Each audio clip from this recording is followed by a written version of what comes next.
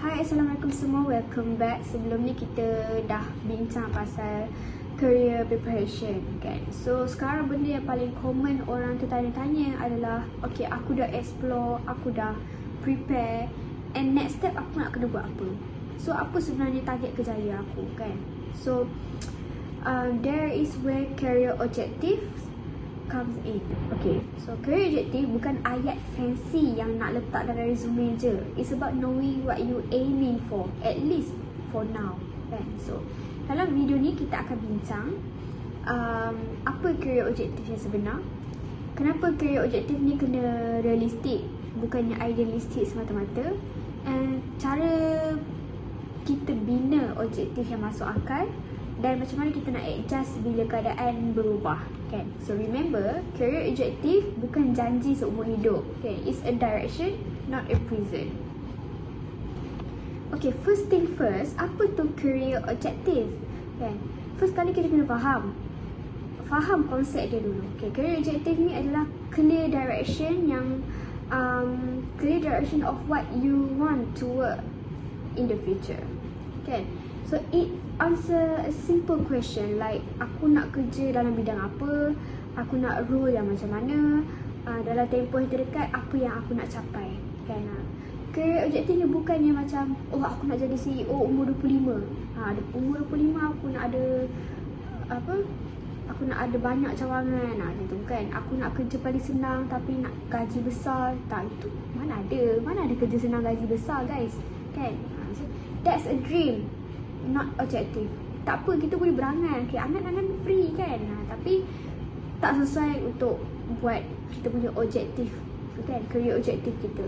So clear objektif yang bagus adalah career objektif yang bagus adalah bila satu benda tu clear, realistic, and based on your current situation kan. Contoh simple, I want to start my career as a junior marketing executive in the education industry, so where I can build a digital marketing skills. That's already solid career objective. Tak perlu panjang pun, yang penting jelas dan masuk akal kan. Awak nak jadi CEO umur 25, macam pelik kan, tak realistik macam tu lah. Yang kedua, kenapa ramai yang struggle nak tentukan career objective? Sekarang kita bincang kenapa ramai rasa susah nak jawab soalan ni. First, tak cukup exposure. Kalau awak tak pernah intern, okay, tak pernah kerja, tak pernah explore industri kan, memang susah awak nak imagine diri awak bekerja dekat dalam satu industri tu okay. You can choose what you don't know, betul tak? So yang kedua, terlalu ikut expectation orang lain kan.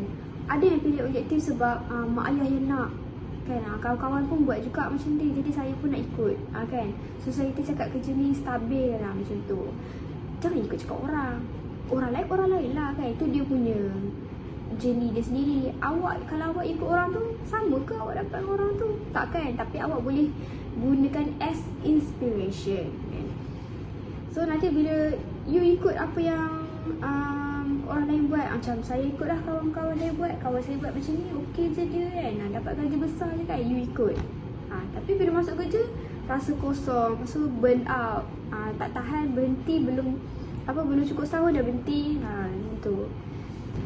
Seterusnya, takut salah pilih kan. So ramai takut nak commit dengan satu objektif sebab macam fikir, kalau aku salah pilih macam mana kan.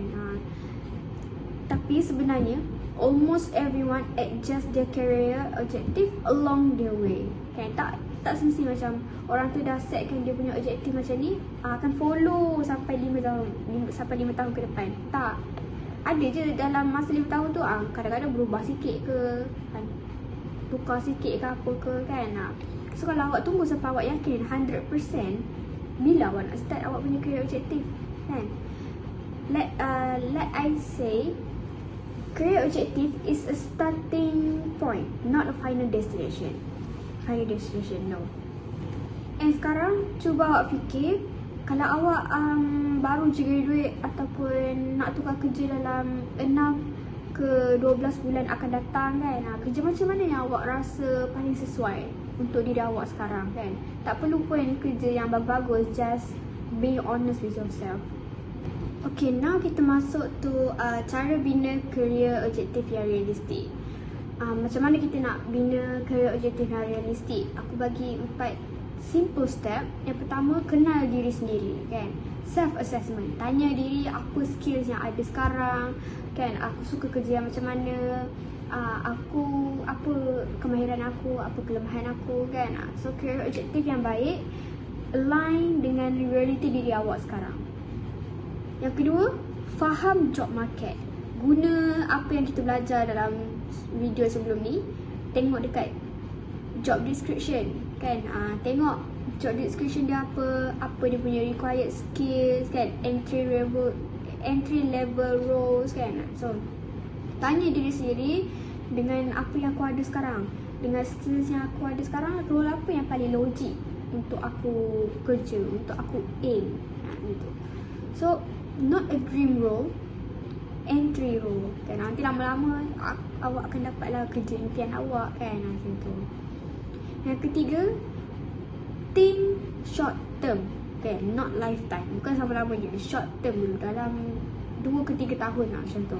Career objektif tak perlu pun nak menjawab soalan apa yang aku nak jadi sepanjang hidup aku, kan?